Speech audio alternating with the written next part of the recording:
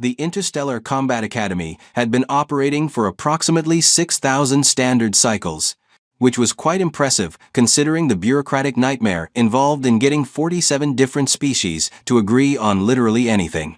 The institution floated in a stable orbit around a thoroughly unremarkable yellow dwarf star, its gleaming corridors a testament to what could be achieved when sufficient funding met adequate health and safety regulations.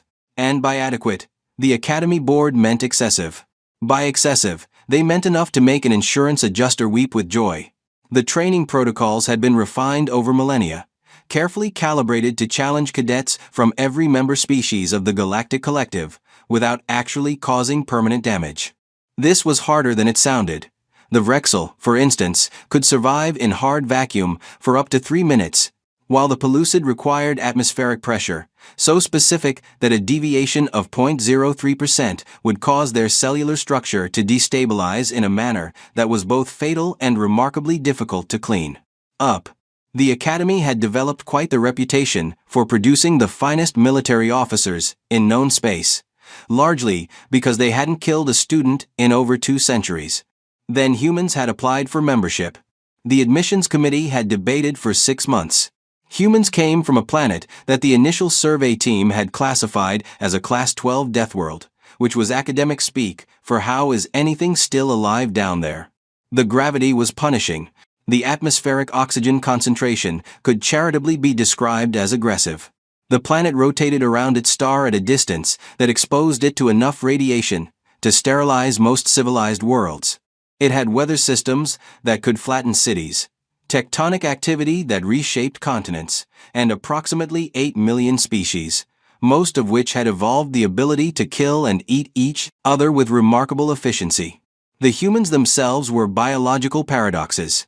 They were simultaneously fragile and absurdly durable. Their skin could be punctured by their own planet's plant life, yet they could survive internal injuries that would liquefy a Korathi. They needed to consume nutrition every few hours, or they became irritable, but could apparently survive for weeks without it if motivated by spite. Their healing factor was something the Galactic Medical Consortium was still trying to understand, largely because it seemed to operate on principles that violated several established laws of cellular biology. After considerable debate, and a presentation where the human ambassador had cheerfully described something called Australian fauna, which had caused 3 committee members to require sedation, the Academy had accepted a trial cohort of 5 human cadets. Cadet Marcus Chen was number 3 of that cohort. He was 22 standard years old, which was young for most species, but apparently peak physical condition for humans. He stood at approximately 1.8 meters, possessed the dark hair and angular features common to East Asian genetic lineages, and had the peculiar habit of smiling at things that should have terrified him. His psychological evaluations were concerning to the Threxian counselors, who kept noting his inappropriate threat response calibration. The humans had responded that this was normal and to stop worrying about it. The incident occurred during a standard combat exercise in Training Hall 7, which was equipped with the latest generation of kinetic dampening fields and enough medical sensors to detect a bruise forming in real time. The exercise was simple. Paired cadets would engage in controlled martial combat, with the dampening fields preventing any strike from delivering more than 30% of its actual force. This had been carefully calculated as sufficient to provide realistic training feedback while preventing any injury more serious than mild bruising. It was, the safety engineers had assured everyone, absolutely foolproof. Cadet Marcus Chen was paired against Cadet Vrixnal, a Korathi whose species had evolved in a gas giant's upper atmosphere, where the gravity was roughly 1/3 that of Earth. The Korathi were elegant beings, their bodies primarily composed of a silicon-based cartilage that made them remarkably flexible, but also remarkably delicate by human standards. Vrixnal was a capable fighter, his 4 limbs moving with the fluid grace characteristic of his species. The match proceeded normally for the first 2 minutes. Marcus moved with the heavy, deliberate momentum of a high-gravity worlder. Vrixnal flowed around his strikes like water, landing precise counterhits that the dampening field reduced to gentle taps. The observing instructors, a mixed-species group watching from the elevated platform, were nodding approvingly. Proper form, excellent technique, Nobody was leaking any fluids. A textbook exercise. Then the dampening field hiccuped. Later analysis would reveal that a power coupling 3 decks below had developed a microscopic stress fracture, causing a cascade failure that lasted exactly 0.73 seconds. In that brief window, the field strength dropped from 70% dampening to approximately 12%. Vrixnal, mid-strike, delivered what should have been a gentle tap to Marcus's face. Without the field's protection, it was a full-force Korathi combat strike, enhanced by all 4 limbs working in coordinated succession. The sound was distinctive, a meaty crack that echoed through the training hall with a sort of finality that made every species present wince in sympathetic pain. Marcus's head snapped backward. He staggered, performed an oddly graceful half-spin, and hit the mat face first. For a moment, there was perfect silence in Training Hall 7. The kind of silence that occurs when everyone present is simultaneously trying to process what they just witnessed and calculate their liability. Then someone screamed. It was Vrixnal, actually, his vocalization processor making a sound like a distressed kettle. His forearms were raised in horror, trembling as he stared at his own limbs as if they had betrayed him. The other cadets were backing away, several species making gestures of warding that ranged from religious to superstitious to just generally panicked. Instructor Kelmath, a pellucid whose translucent body was currently flashing colors that indicated severe distress, was already triggering every emergency protocol simultaneously. Medical alerts screamed through the Academy's network. Automated systems began sealing the training hall. Somewhere in the administrative wing, insurance adjusters were probably having heart attacks, or the species-appropriate equivalent thereof. Marcus pushed himself up onto his hands and knees. His face was a mess. There was blood, which humans possessed in alarming quantities and seemed entirely too willing to share with their environment. His nose was clearly broken, bent at an angle that made several observers feel queasy.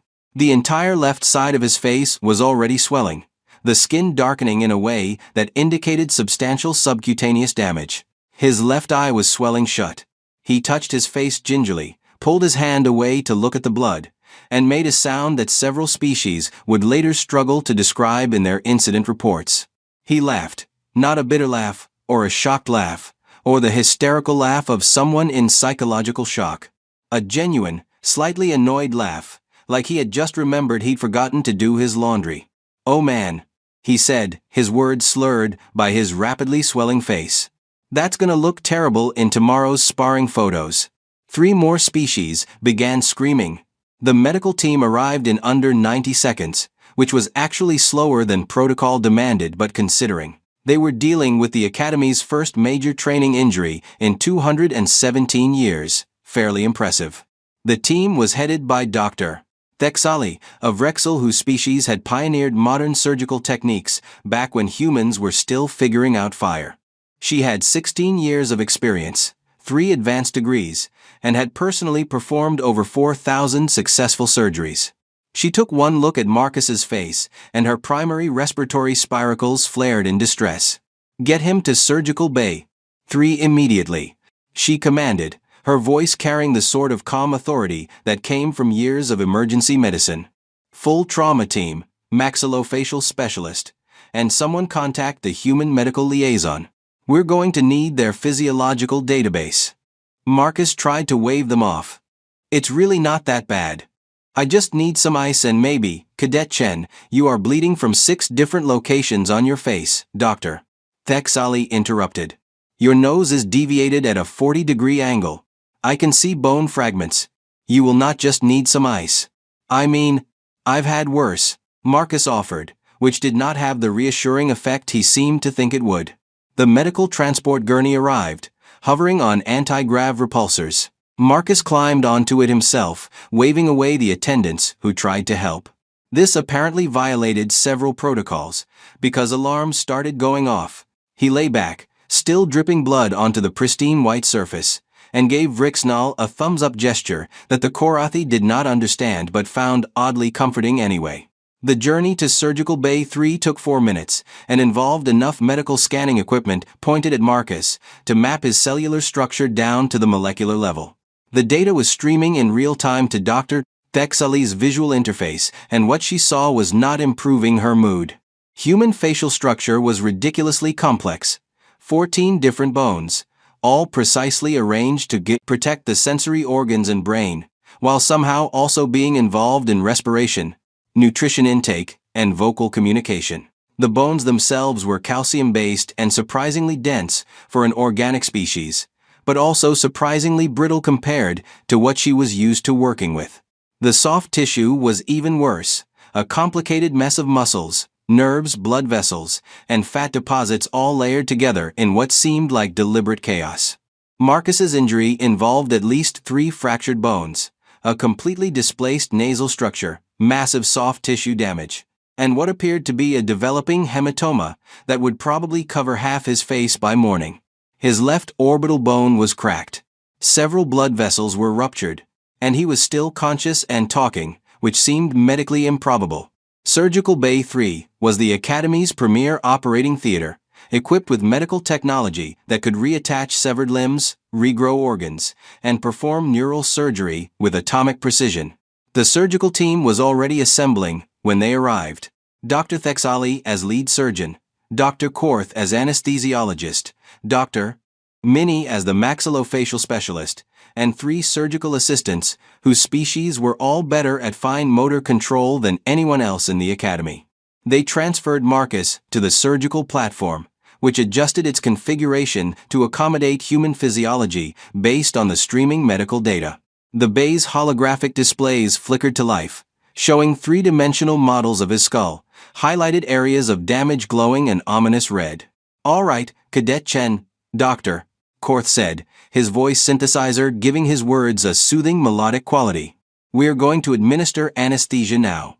You'll feel a slight. Will I be able to play the violin after this?" Marcus interrupted. Dr. Korth paused. "I wasn't aware your injury affected your hands. I can't play the violin now either.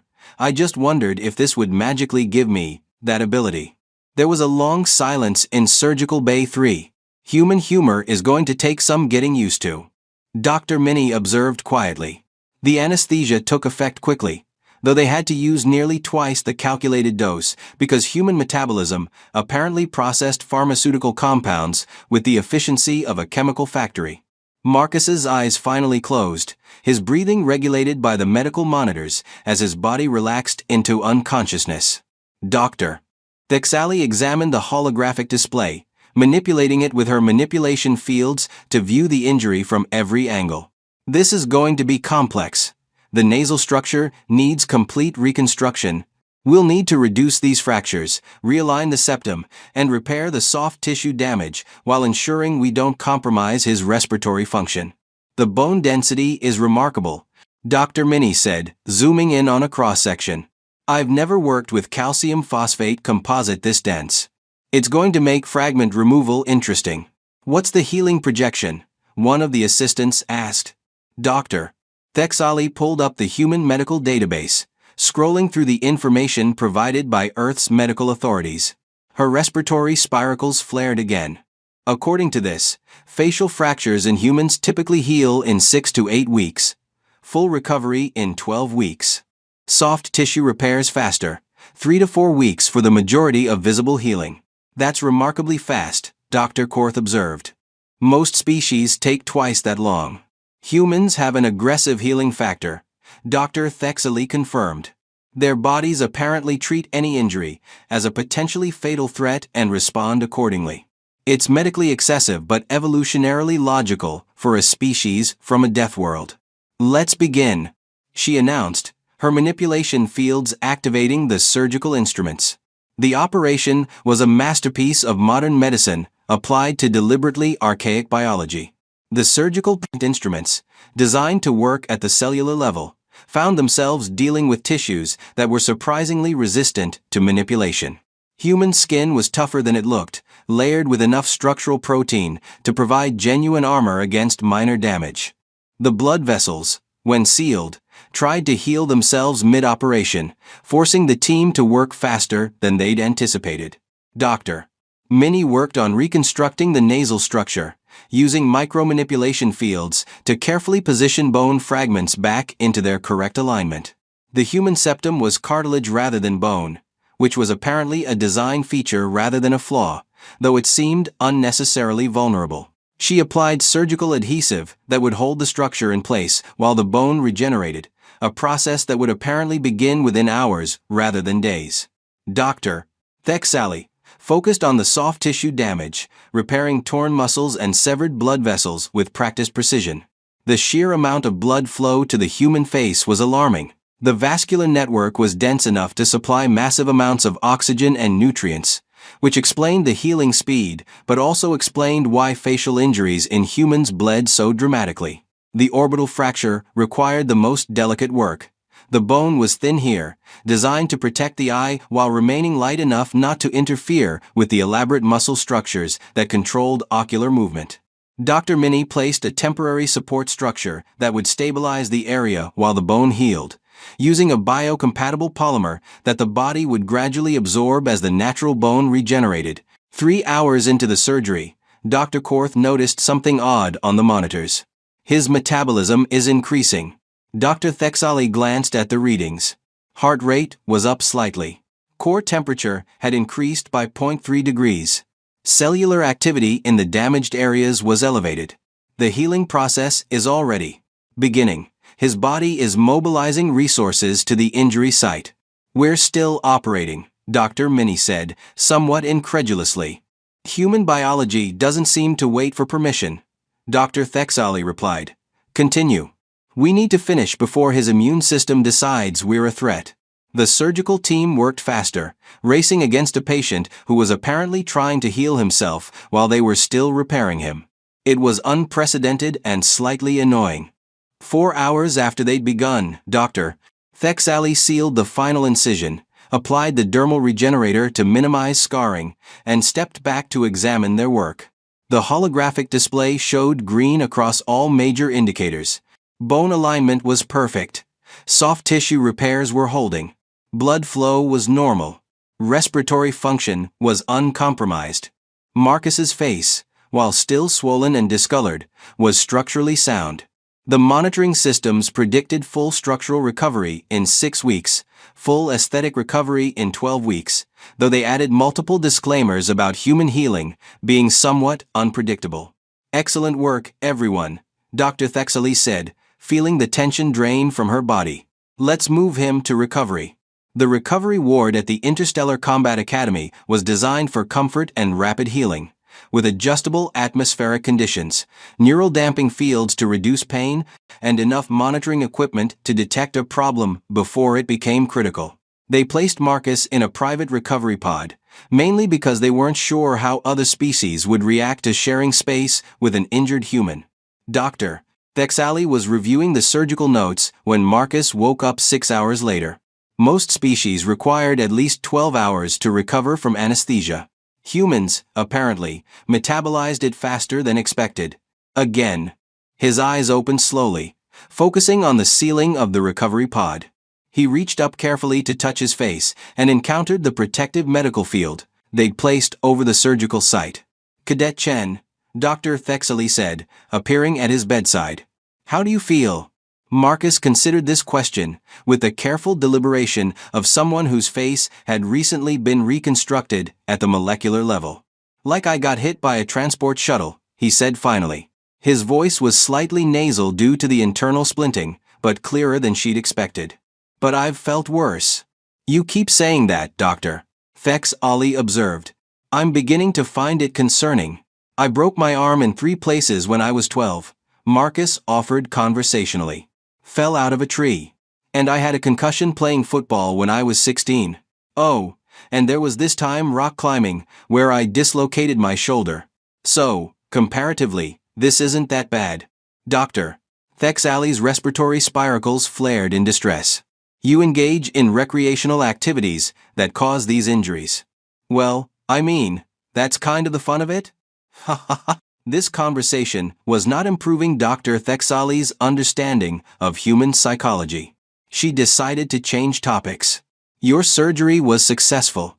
We've reconstructed your nasal structure, repaired the orbital fracture, and addressed all soft tissue damage. You'll need to remain in recovery for at least 3 days while we monitor your healing progress. 3 days? Marcus tried to sit up, which triggered multiple alarms. I have combat drills on Tuesday. You absolutely do not have combat drills on Tuesday, Doctor. Thexali said firmly. You have medical observation and restricted activity. Your face experienced significant trauma. You need time to heal. But I feel fine. Marcus protested, which was demonstrably false given that he was covered in monitoring equipment that disagreed with this assessment. Over the next 72 hours, Marcus proved to be both an ideal patient and an absolutely terrible patient. He followed medical instructions precisely, remained in the recovery pod when instructed, and didn't complain about the dietary restrictions. However, he also appeared to be healing at a rate that made the medical staff recalibrate their equipment 3 times to ensure it wasn't malfunctioning. The swelling decreased rapidly. The discoloration, which should have lasted weeks, faded to yellow-green by the 2nd day. The bone scans showed calcification that should have taken at least a week appearing after 72 hours. His pain levels, according to the neural monitors, should have had him requesting sedation. Instead, he asked for his datapad so he could keep up with his coursework. Dr. Thexali brought in Dr. Yimri, a human medical specialist who served as a liaison between Earth medical authorities and the galactic medical community. Dr. Yimri was a cheerful woman in her 50s, with graying hair and the kind of comfortable competence that came from decades of practice. She examined Marcus's recovery data and nodded approvingly. This is actually pretty normal for a healthy young human. The healing factor kicks into overdrive for facial injuries because the brain prioritizes protecting sensory organs. This is normal, Doctor, Thexali repeated, somewhat faintly. Oh sure. He'll probably be back to full function in a month, maybe 6 weeks. The scarring will be minimal. Might even be completely gone in a year. Human skin is pretty good at regeneration. Most species take 3 times as long to recover from injuries half this severe, Dr. Thexali said. Dr. Yimri shrugged. Evolutionary advantage of being from a death world. You either heal fast or you die. Humans got pretty good at healing. The news of the accident had spread through the academy with the speed of light through fiber optic cable, which was to say instantly and with minimal degradation. By the time Marcus was moved from the recovery pod to a standard medical room, he had received 14 formal apologies from Academy administration, 37 messages from fellow cadets, and 6 care packages from Earth containing items that the medical staff had to carefully inspect. Vrixnall visited on the 3rd day, accompanied by 2 of his clutchmates for moral support. The Korathi looked absolutely miserable, his normally luminescent skin patches dim with distress. Cadet Chen, he began, his voice synthesizer wavering. I am so profoundly sorry. I have brought dishonor to my family, my species, and the academy. If there is any way I can make amends, dude, it wasn't your fault, Marcus interrupted, waving away the apology. The dampening field failed. That's a technical malfunction, not your screw-up. But I struck you. I caused terrible injury. You landed a solid hit during a combat exercise. That's literally what we're training for. Yeah, the circumstances sucked, but that's not on you. Marcus grinned, which looked somewhat disturbing given the remaining bruising. Besides, I'm going to have a great story to tell at parties. Got my face rearranged by a Korathi at the academy. That's way cooler than fell down some stairs. Vrixnall didn't seem entirely convinced, but his skin patches brightened slightly. You are very gracious. I'm really not, I'm just too tired to hold a grudge about an accident. The administrative response to the incident was, predictably, excessive. The Academy Board convened an emergency meeting that lasted 6 hours and produced a preliminary report of 400 pages. The conclusions were simultaneously obvious and unhelpful. The dampening field had failed due to an undetectable stress fracture in a power coupling. Safety protocols had functioned adequately, but not perfectly, and they needed to revise their approach to training exercises involving humans. Commander Zixorth, the Academy's commandant and a Threxian with 40 years of military experience, visited Marcus on the 5th day. He was an imposing figure, nearly 3 meters tall, with iridescent scales and the kind of presence that made cadets straighten their posture unconsciously. "Cadet Chen," he began, his voice carrying the gravitas of high rank and considerable authority. "I want to personally apologize for this incident. The Academy failed in its duty to ensure your safety. We are implementing new protocols to prevent, sir. With respect, please don't change the training because of this," Marcus interrupted, which was either incredibly brave or incredibly stupid, depending on your perspective. Commander Zixorth's facial scales rippled, indicating surprise. "Cadet, you sustained severe injuries. We have a responsibility to train us for real combat situations," Marcus finished. "Sir, accidents happen. I knew the risks when I applied. Every human in the program knew the risks. We're from a planet that's constantly trying to kill us. We're not going to break because of one training accident." "Your face was broken," Commander Zixorth pointed out. "And now it's fixed. Modern medicine is amazing. Sir, if you make the training safer for humans, you're going to make us less prepared for actual combat.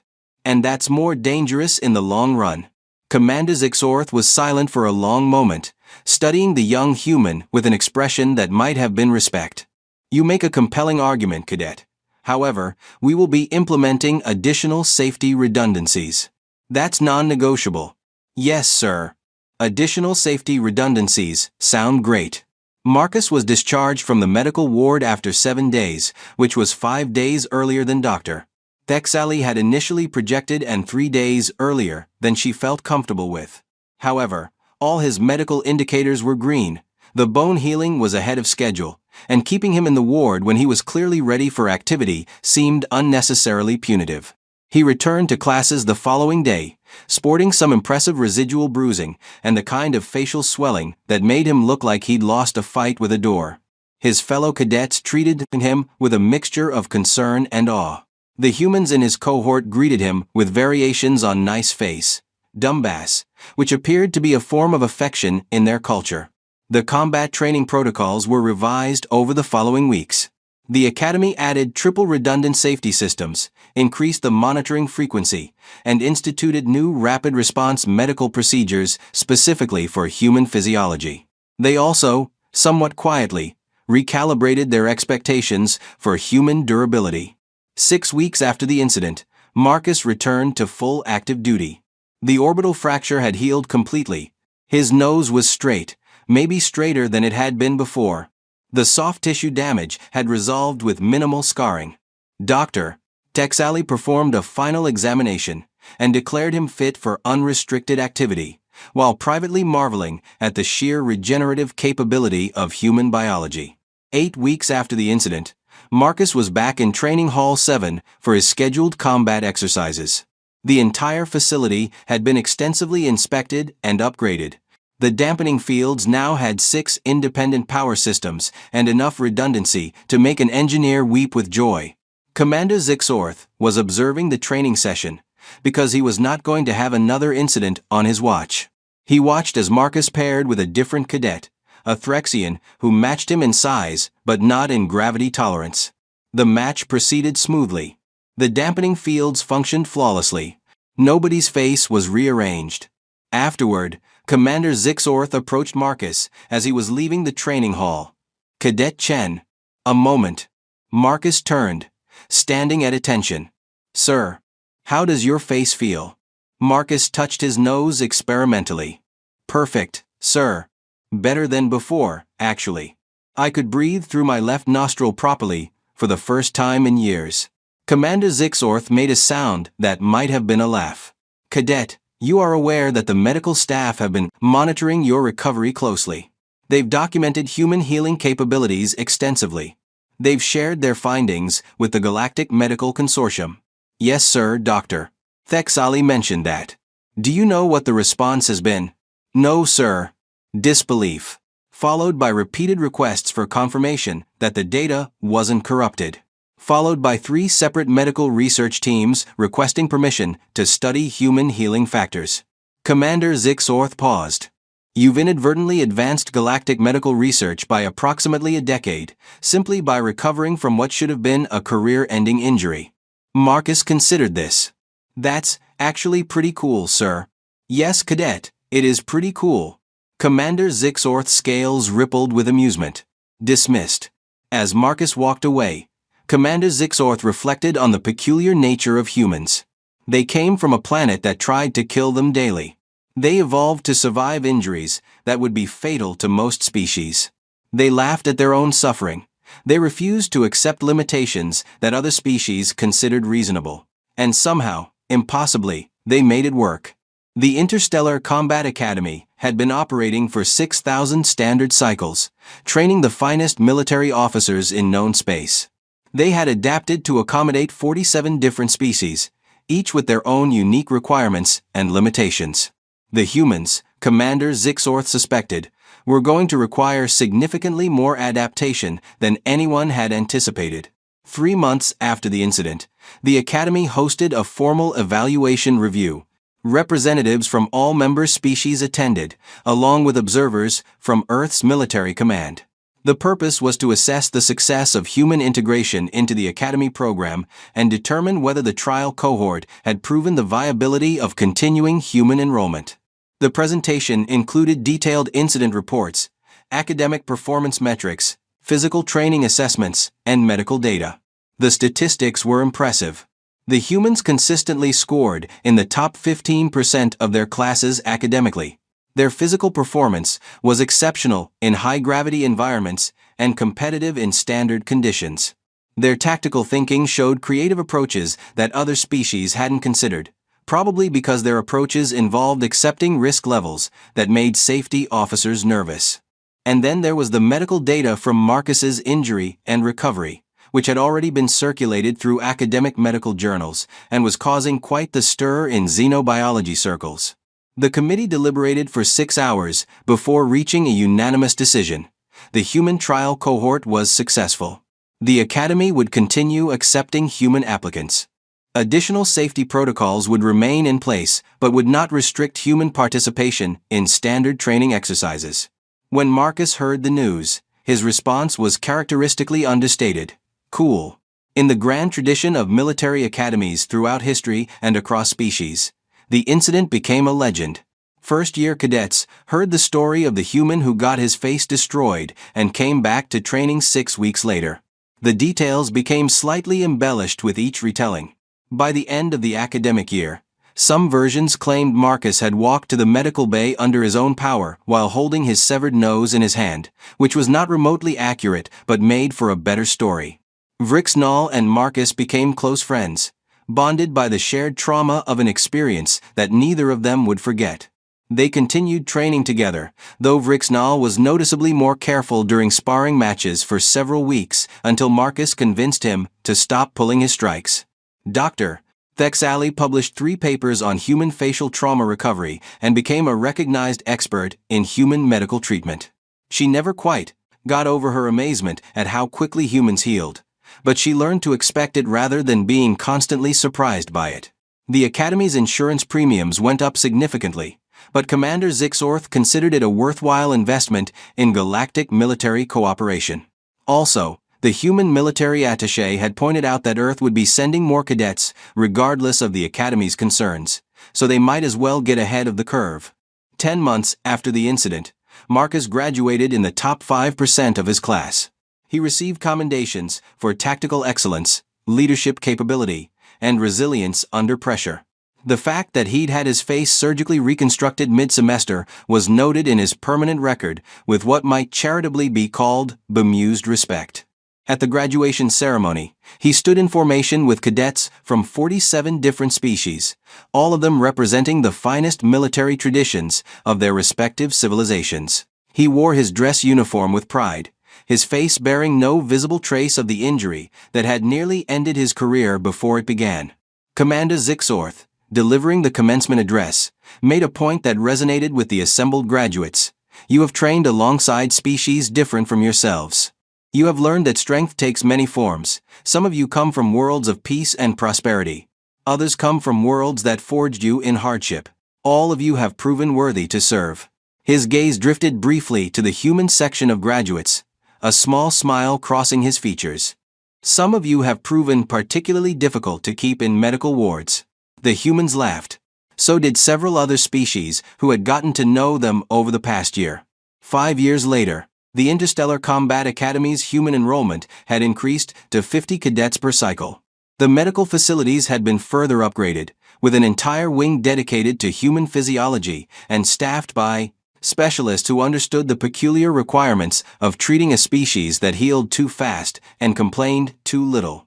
The training protocols had been refined to challenge humans appropriately without unnecessarily endangering other species. Commander Marcus Chen, now serving aboard the ISV Pathfinder as a tactical operations officer, occasionally received messages from Academy Command asking for his perspective on training modifications. He provided detailed, thoughtful responses that demonstrated the tactical acumen that had made him an exceptional student.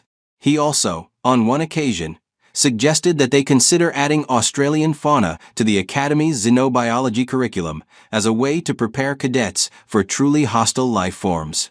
The suggestion was politely declined, though the xenobiology instructor did spend several hours reviewing Earth's database with what could only be described as horrified fascination. The incident report from Training Hall 7 remained in the Academy archives, a cautionary tale about equipment failure and a testament to human resilience.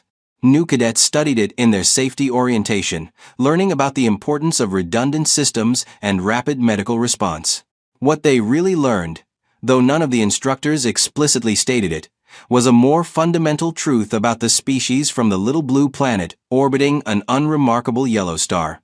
Humans were tough, not in the way of heavily armored species or those adapted for extreme environments. Tough in the way of organisms that had evolved on a world that demanded constant adaptation or death.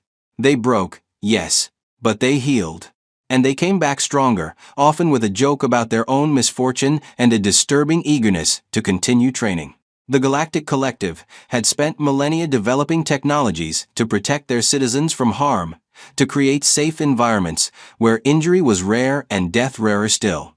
It was a remarkable achievement, a testament to civilization and progress. The humans had spent millennia learning to survive on a planet that actively tried to kill them, developing bodies that could endure punishment and minds that refused to quit. It was a different kind of achievement, brutal and pragmatic, and terrifyingly effective. When the Academy's first human cadets had arrived, the administration had worried about keeping them safe. 5 years later, they worried about keeping everyone else safe from humans who had been given military training and access to advanced weaponry. It was, Commander Zixorth reflected during a quiet moment in his office, exactly the kind of partnership the Galactic Collective needed. Species who had forgotten what true danger felt like, allied with species who had never known a day without it. A balance between civilization's protection and survival's edge. The datapad on his desk showed enrollment projections for the next cycle, more humans applying. More species requesting humans as training partners, recognizing that the Deathworlders could push them to excel in ways that safe, controlled training never could. Commander Zixorth approved the enrollment numbers and filed the report. Somewhere in Training Hall 7, safety engineers were triple-checking the dampening field systems, because nobody wanted a repeat of the incident that had almost ended a cadet's career and had instead become the foundation of a legend. The Interstellar Combat Academy had been operating for 6,000 standard cycles, training the finest military officers in known space. They had adapted to accommodate 47 different species, each with unique requirements. The 48 species, from a little death world called Earth, had proven that sometimes the best way to prepare for the dangers of the galaxy was to recruit people who came from somewhere even more dangerous. And if those people occasionally required emergency facial reconstruction surgery, well, that was simply the cost of excellence.